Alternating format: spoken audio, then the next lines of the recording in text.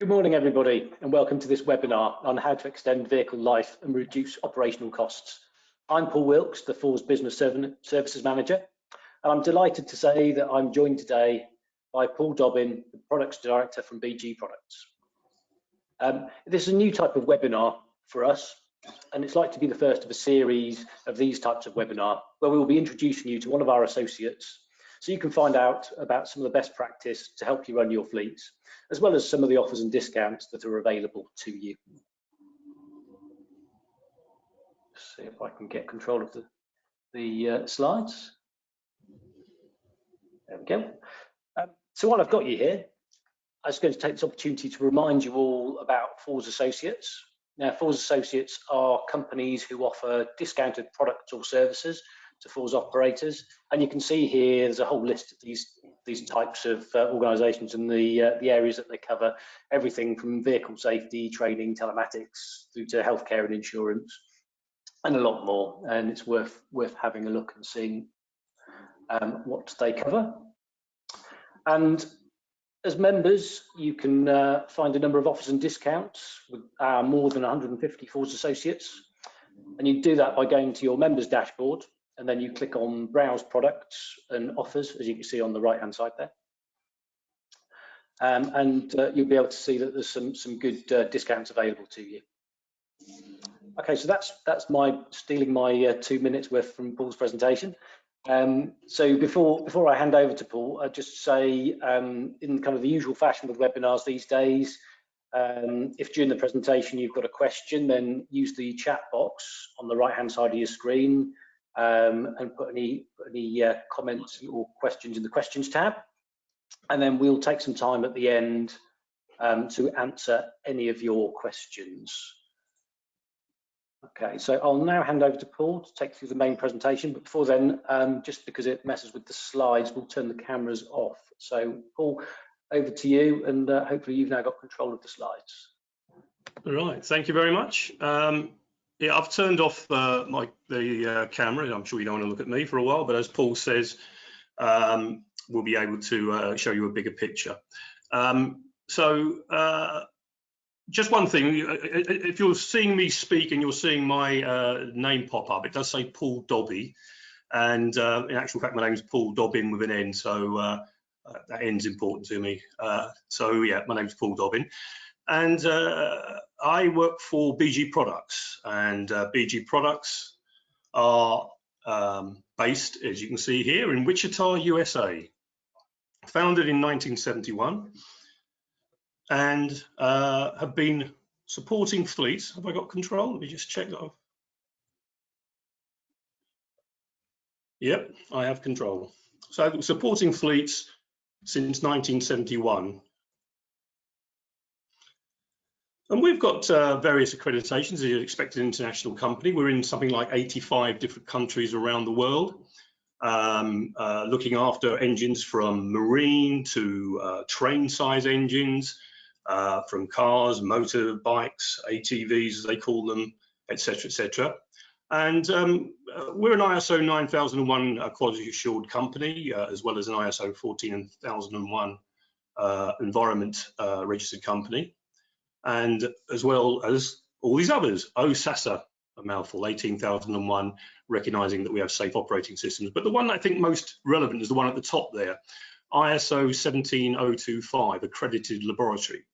And the key word there is about impartiality and consistency of our laboratory. We see ourselves first and foremost as a research and development company, and secondly, as a blender of chemistry. The research and development is all about anticipating and finding out and researching the problems that vehicles get. And then the blending and further research is about addressing those problems. And the problems are in modern day engineering is emissions, keeping engines going, because the very fine engineering and emissions devices do interfere with the efficiency of modern engines. More components, components with more fine engineering are under more stress, etc. So to move on. When it comes to looking at your fleet, yeah, that's embarrassing. A phone call coming through there on the side. I do apologise for that. When it comes to renewing your fleet, you're often caught between a rock and a hard place. The rock is, do you wait and go for EV vehicles or the HEV vehicles, or do you renew your fleet now? Well, there is actually a third option.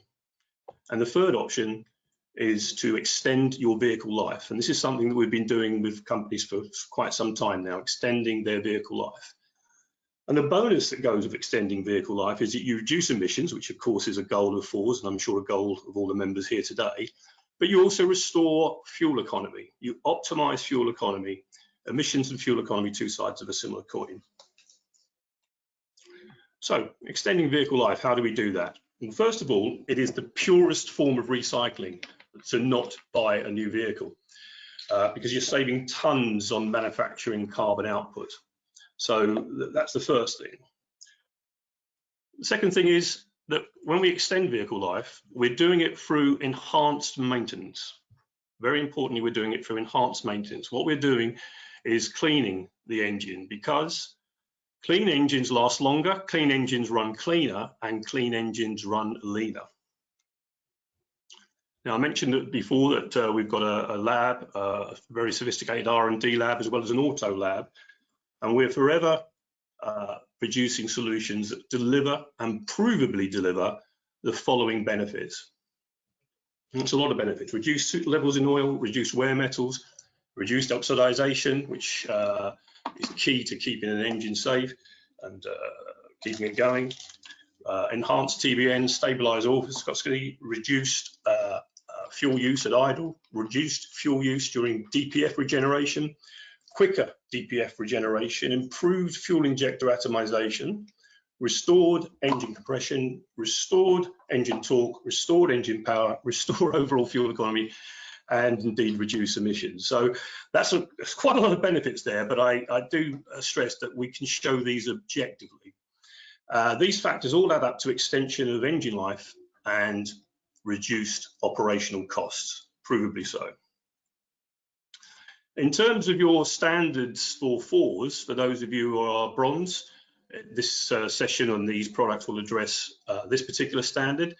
For silver, these standards, and for gold, these standards. So, standard maintenance, which I know we're all involved with, and I know we all adhere to very, very strictly. But the reality of standard maintenance is that we are burning carbon-based fuel, and carbon-based fuel will release that carbon during combustion. That soot, which is carbon, soot is carbon, attaches itself to critical components and enters the oil. The problem that soot creates are as follows. You will have engine and fuel component wear. You will have reduced engine efficiency in due course, and you will have increased emissions. Quite simply, standard servicing does not and cannot remove carbon from the engine and the components. Enhanced servicing will clean injectors, clean the piston rings, and I'll come on to explain why that's important in a second, keeps the oil cleaner and lengthens oil life. If you lengthen oil life, you lengthen engine life, and that is an absolute direct correlation. It's the oil that gives up before the engine, as a rule. So increased engine efficiency requires two key things. This is engine efficiency I'm talking about at the moment, but it relates to engine wear as well in due course. The two key things that a diesel engine requires is good injector atomization and good compression. It also needs good airflow, of course, but we're addressing firstly good injector atomization and good compression. If one is compromised, power and economy will go down, and emission and soot go up. So as you create more soot, you create problems for the engine, because soot will enter the oil, no question about it. It will enter the oil and it agglomerates. And what that means is that it actually, the small elements, a small sort of fine oil, almost like talcum powder, the fine soot, clags together and becomes bigger bits. And this will happen. It's not a question of it might happen, it does happen. It's a scientific fact that the elements attract to each other and become larger elements. And soot, being what it is, creates wear. Remember, soot is carbon, and it's one of the hardest substances on Earth. So whenever you've done an oil change and you see the blackness of the oil that's coming out and realize, of course, that some of that oil has not come out, it's still in there, we've basically got a liquid carbon at times, a liquid emery paper, if you will, circulating around the engine. So, engine wear and reduced efficiency. One of the key areas where soot and oil creates a problem is this. It enters the piston ring seat. So what you need to do is, if you can picture here, this is some soot, some oxidized oil that's got behind the piston rings, and we've seen this happen in vehicles in as little as 11,000 miles. We've seen this. But what happens, of course, is that when that soot gets in here, this is a cross section showing a piston ring pushing against a cylinder wall. And if the compressed gases, the gases don't get in there and help to push that ring out, because there is carbon in there, or soot, or oxidized oil, or polarized oil, it stops the piston ring function, or it stops it functioning as it'd like to. So the piston ring has to center and flex as the piston is going up and down. And when it does this, and when it doesn't do this, you start to see repercussions. You get a two-way street going on. Fuel and soot starts to come down. Some oil starts to seep, more oil starts to seep up. And indeed, when the fuel comes down, as I said, it's washing carbon, but of course, we're also getting compression or combustion chamber gases going down into the oil and adding greater heat to the oil. So restricted sealing leads to reduced compression, more blow-by, more fuel dilution, and increased oil viscosity. So just to dwell on that for a second, if you've got reduced compression, your engine is not going to combust as cleanly as it wants to. And if it doesn't do that, it produces more soot. So you actually create a vicious circle. More blow-by means that the oil gets hotter, it's under more challenges, if you will. You get more fuel dilution, which weakens the oil. But at the same time, you raise the oil viscosity, which actually limits the ability of the oil to flow, and to flow everywhere that it needs to flow. So there are quite serious repercussions in not keeping those piston rings as clean as possible, which is part of what the enhanced maintenance program does. All of this leads to accelerated engine wear. Here's an example of one of our studies here on some test vehicle. And this is measured in centistokes, which is a measure of the viscosity of oil. So what we did is we took a test vehicle and we drove it for X amount of miles. Then we changed the oil, the very same vehicle, we drove it for a similar amount of miles, and we tested its viscosity. And you can see here that the viscosity, when we've treated it, is lower. It stopped the thickening process. Now, over time, those two columns will diverge even further. As viscosity creates more viscosity, if you will. But on the oxidation, and I should explain quickly what oxidation means, there's an antioxidant package in all oil, and over time that wears out. And as it does that, the oil isn't doing, or it's less able to do what it's intended to do, which is clean and lubricate and cool. So as it becomes more oxidated, it actually becomes less good as an oil. And we can see the same engines on the before had moved to a significant figure, about 25%, 30% higher oxidization than the vehicle that was treated by us. So this oil will last longer. One of the measures of how good an oil is behaving is a thing called the total base number. This is a measure of alkaline concentration, and what it does is it helps to limit or combat the buildup of acid in the oil. Oil will always build up acids as it reacts with fuel and air. And here's an engine, reasonably old engine, 279,000 miles on it. After 8,245 miles, the TBM was measured at 4.2. We carried out a BG service and we continued for another 6,000 miles. The oil was tested and measured at 6.2. Now, of course, it hasn't done as many miles as the first test. So what we do is we use an industry accepted calculation, and the TBM was projected to be 5.9 at the same mileage. And that's an industry standard test.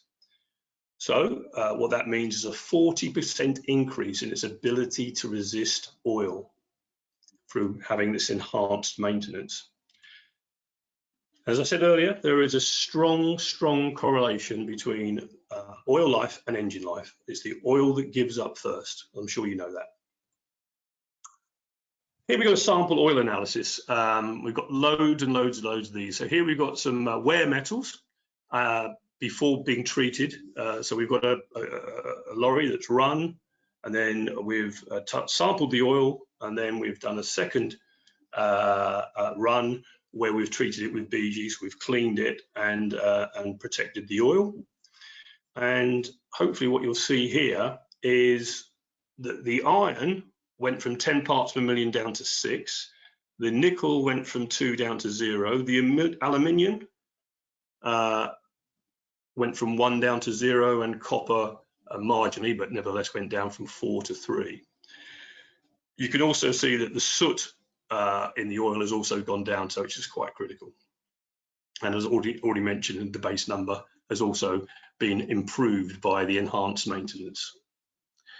So that's a little bit about the oil side. We have got loads and loads of data, but wanting to keep this down to 20-25 minutes, we've just given some highlights here. So I'm moving on now to injectors. So we get a reduction in wear metals, reduction in soot level, and an increase in TBN, all very valuable in extending the life of the engine and increasing and keeping the efficiency of the engine. But here's something about injectors. This is an extract from a document called the Worldwide Fuel Charter. This is a document that's signed up to by every single manufacturer of engines in the world. Literally everybody from Briggs & Stratton, who make lawnmower engines, through to the big marine engines and the plant engines like Caterpillar, they all sign up to this document.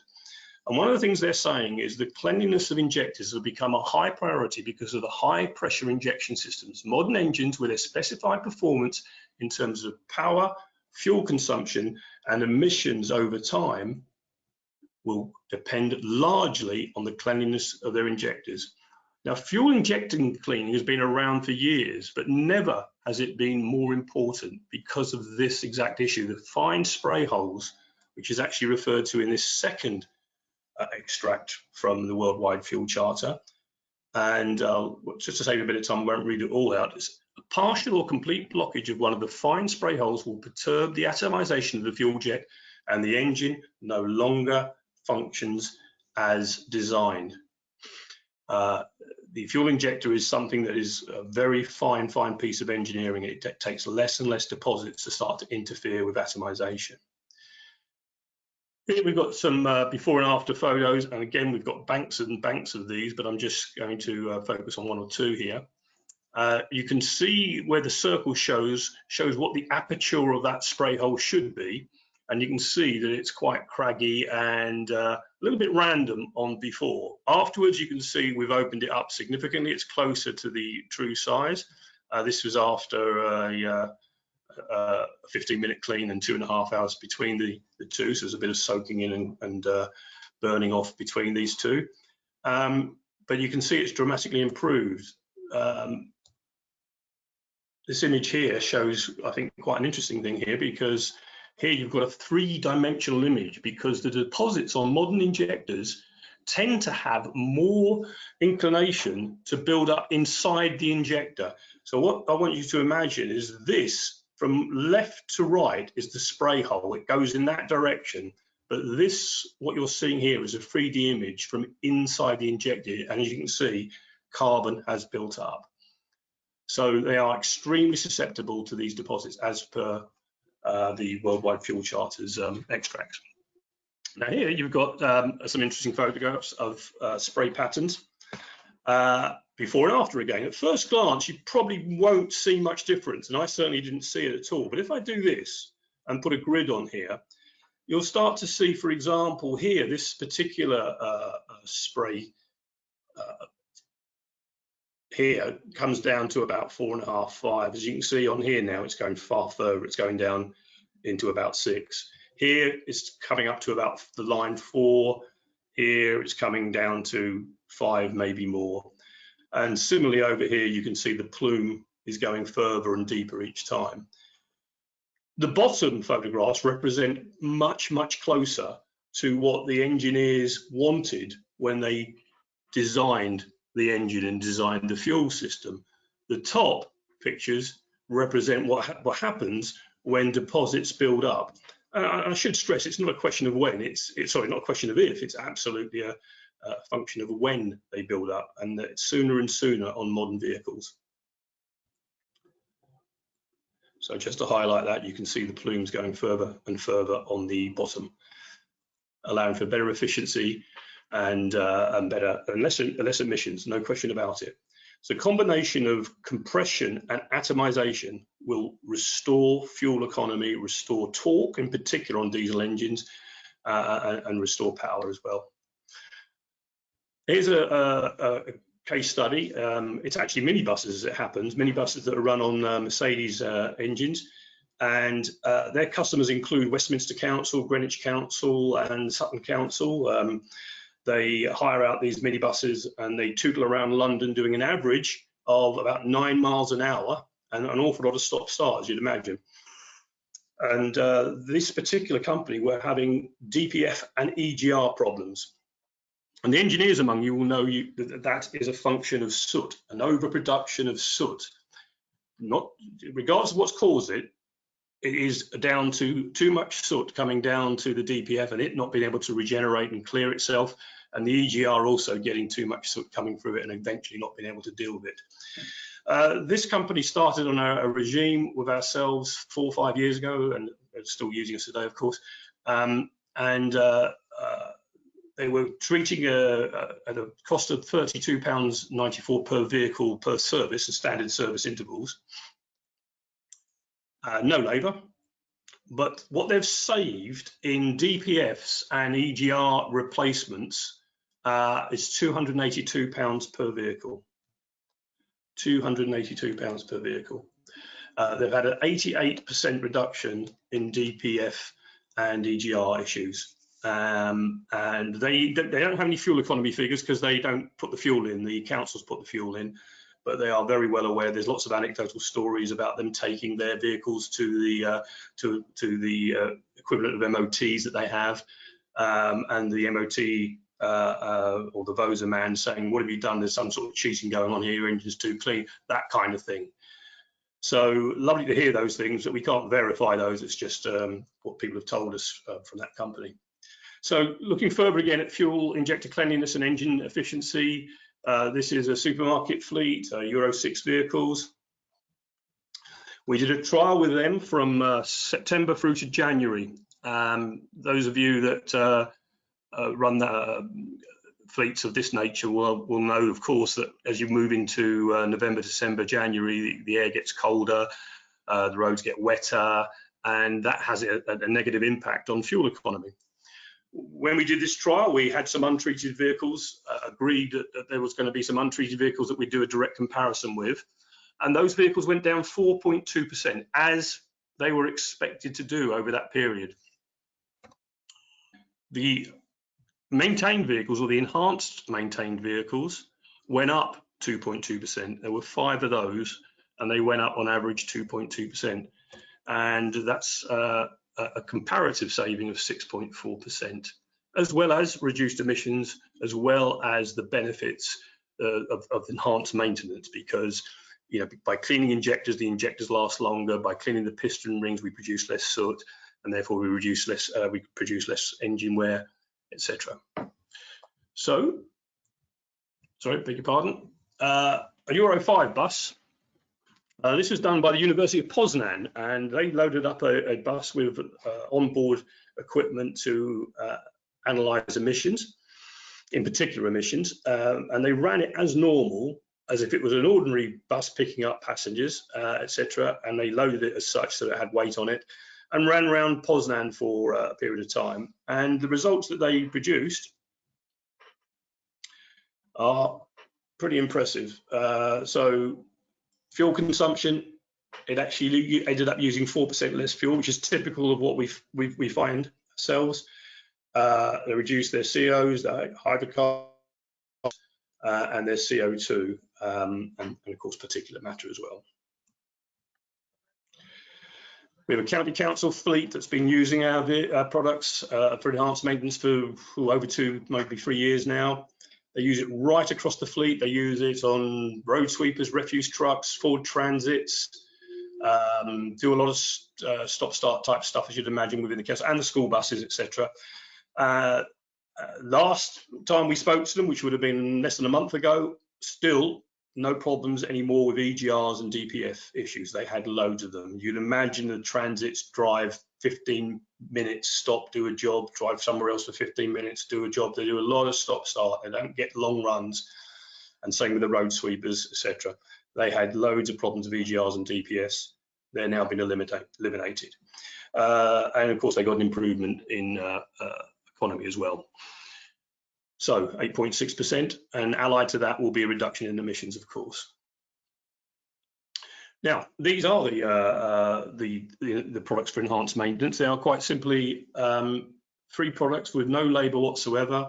One is a service interval to pour in a treatment that goes into the old oil before the oil is changed, and it just runs in there for 30 minutes or so, and it will clean all the pipes, clean all the oil galleys, clean any hydraulic components, which also helps with engine efficiency, but very significantly cleans out the piston rings. This is a pretty unique formula. We've tested against other competitors, and nobody's getting this clean behind the rings, which is the one that delivers the restored compression.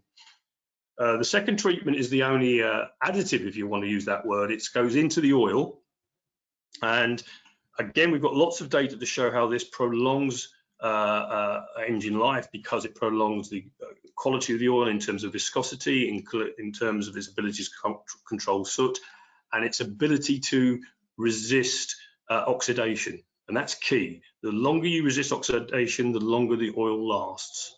Hence the fact we got reductions in wear metals on all these tests that we do. And the third treatment is a fuel system cleaner. This just goes into the saddle tank, again at a service interval, and it will clean any deposits that are forming. And modern injectors, as I mentioned earlier, get more deposits inside the injectors than the previous iterations of injectors did, and the lower pressure. But the high pressure is creating problems inside the injectors. And so we've got testimonies, we've got references from companies around the country saying that they have had less injector issues, less diesel pump issues since using us, which we're delighted to hear, of course. So what might this mean? This is an example of a heavy goods vehicle. We've put in there, 75,000 mile vehicle doing 8 miles to the gallon, a fleet of 25. We realise that some fleets are much smaller than that, of course, just using that as an example. Cost of cleaning per vehicle per annum is £189. Fuel save per vehicle, £1,700. Cost of cleaning per annum would be £4,725 across the whole fleet, in this example, and the ultimate benefits would be £37,000. Now that actually is just fuel saving. That's absolutely ignoring the maintenance elements of it, because there would definitely be a reduction in DPF issues and injector issues. Simply the fact that we're cutting down the production of soot has so many benefits. We're not eliminating soot, we are just cutting it down to its optimum levels as per the original specification of the vehicle. There's also emissions benefits, of course, which we've highlighted on the right-hand side there. Moving down, I've got an urban van vehicle example here. Again, I've just chosen a figure of 25 vehicles, maybe an average of 30, might be a little bit less in practice, but they might do 25,000 a year. Typically, an urban van would get higher MPG improvement because because of the nature of stop-start traffic and stop-start deliveries, they build up deposits relatively quickly. So we used a 5% saving model here. Cost per vehicle would be £39 per vehicle. Fuel saved per vehicle, 189. Total cost of cleaning, 975. And the total savings there, 3,760. And again, we're not mentioning how much benefit there is in terms of reduced DPF, EGR issues if it's got EGR. But certainly, if we go back to the example of London Hire, and we showed you that slide earlier on, London Hire didn't include in their savings the amount of times they've sat doing a forced regen. They've only done the part and labour element of replacing a part, but they used to do an awful lot of sitting there revving the engine to force it into it through a regen cycle. And so it certainly reduces downtime, is what we're saying. So I said at the beginning, these are the sort of objective differences that we can show, and I've only shown some of the highlights of that, and we've got many, many more, much more data that I'm happy to share with people if they're interested at all. But the key thing is that they add up to an extension of engine and component life and reduced operational cost. Saving on fuel, saving on emissions, but reduced hassle, reduced labour, reduced operational costs. So as members of FORS, we will be giving a free trial to anybody who wants to objectively test these products. The only thing that we say is that we need to do the tests in a proper way. So we have to have some historic data and to compare against, and we need to be able to, we need you to share those results with us, of course. And all BG treatments will receive a 10% discount on the trade price. So absolutely, as members of FORS, we're more than happy to give a 10% discount on our trade price. So I know I'm going to hand back to Paul shortly, but if you want any more information from ourselves, that's our email address, fleet@bgprod.co.uk. That's our telephone number as well, 01284 777 934, and we'll be happy to talk to you. So back to you, Paul. Thanks, Paul. That was a really interesting presentation, and thanks for that. So just to remind everybody that this is an opportunity now for you to ask any questions that you've got. I've got one just to start you off, Paul. Do your products interfere with the manufacturer's warranty? Yeah, oh, that's a good question. The answer is absolutely no. It does not interfere with warranties at all. There are some warranties out there that have some vague, can I put it, they're not so clear about the use of these products, but when we've spoken to the manufacturer, they have clarified that these are okay to use and will not invalidate the warranty per se. So the short answer is no, it does not invalidate the warranty at all. Okay, that's good to hear. And I've heard previously that additives don't work, but so isn't that the case with these products as well? Yeah, I think yeah, that's an interesting question, because when we hear it a lot, actually, funny enough, I suppose you'd expect that really, but when people talk about additives, and you know how it will be that someone has an experience and they share that experience and it gets moved on to the next person and they tell them about someone else's experience. And additives probably do have a bit of a bad name, I think. And let me try and explain why. A fuel additive is something that goes into the fuel to change the specification of the fuel. And what they do is they typically will enhance the burn of the fuel. So they burn hotter, and actually they burn cleaner. They often will have certain properties in it, like alcohol, for example, but they can burn cleaner, and they can yield better power per unit, if you like. Where the downside is of additives is that, first of all, they're changing the spec of the fuel. They're changing it from what the engineers design their engines around. So that's not ideal. But secondly, the cost of that type of additive actually outweighs the savings, or makes it so marginal that it's not worth doing. We're not talking about additives in fuel at all. This is about enhanced maintenance. This is about the reality that soot builds up on injectors, and we will clean those injectors. We're not changing the fuel, we're just using the fuel as a carrier for probably one tank full, and you drive as normal, so it doesn't interfere with operations at all, but it will clean the injectors as it goes through that full tank full. And it will last until the next service as well. So we're only talking about enhanced maintenance and cleaning. We're absolutely not an additive company, and we're not in the sense of changing the fuel in the slightest.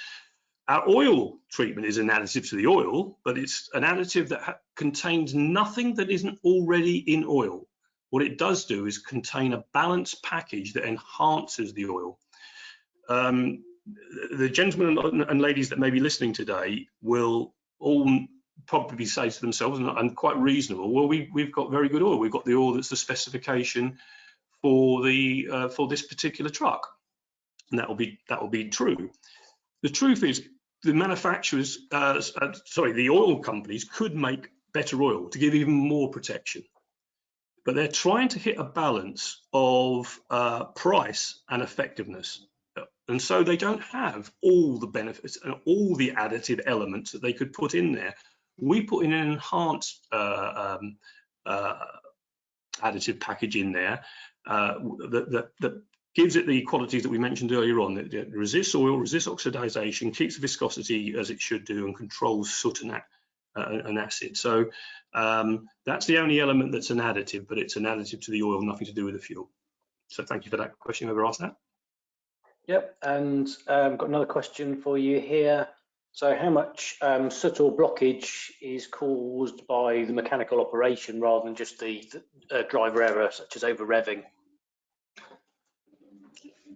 Well, that's a really good question. It's not so easy to answer, but what we can say is that it's, in our experience, and we have international experience, if you like, so we're in umpteen countries, is even the most carefully driven vehicle is going to produce soot. It's difficult to say what percentage of it is, but I can comfortably say that the vehicles that we've come across around the UK, we've seen, we're not with the driver, so we can't really know how well the driver's driving, but we're always given, whenever we go and do a trial, I'm sure we're always given vehicles that are considered to be a decent challenge, and we still seem to come up trumps and show that we've improved emissions and fuel economy. So it's a great question, but I can't be precise, but even the most carefully driven vehicle or optimally driven vehicle, because if you do go too slowly, you will actually produce more soot. But if it's driven optimally, you're still going to produce soot. Diesel is not a very clean fuel, as I'm sure everybody's aware. Interestingly, we see cars, of course, obviously there's been great improvements in diesel cars, and they tend to rev higher than the road-going vehicles, the heavy goods vehicles, I should have said, and they still can't keep clean. Honestly, we're seeing compression improvements in the teens, tens of thousands, early tens, sorry, 18, 19,000 or less. We're seeing regular improvements in compression. So good question. I can't be precise, but I'd be very surprised if there's somebody out there that can drive a vehicle that well that isn't going to be dirty. Thanks, Paul. And how often would you recommend using your products? And is that dependent on the size and the usage and mileage of the vehicle? Yeah, it is. It is. I mean, one of the things about oil changes, for example, is that the manufacturers recommend an oil change of X miles. So, for example, I know we've got people who operate vans, and we've got people who operate the heavy goods vehicles. If I take a van example, Ford Transits are now, what, 32,000 mile oil change, I think it is. Certainly 30 something oil change, 30,000 mile oil change. And 30,000 miles, if you're doing 30,000 miles in London, that is a whole bigger challenge. If you're only doing sort of 10 miles an hour average, 30,000 miles is 3,000 hours of driving. But if you're driving a Transit up and down the motorway, you might be driving 10,000 hours to do 30,000 miles. So there are,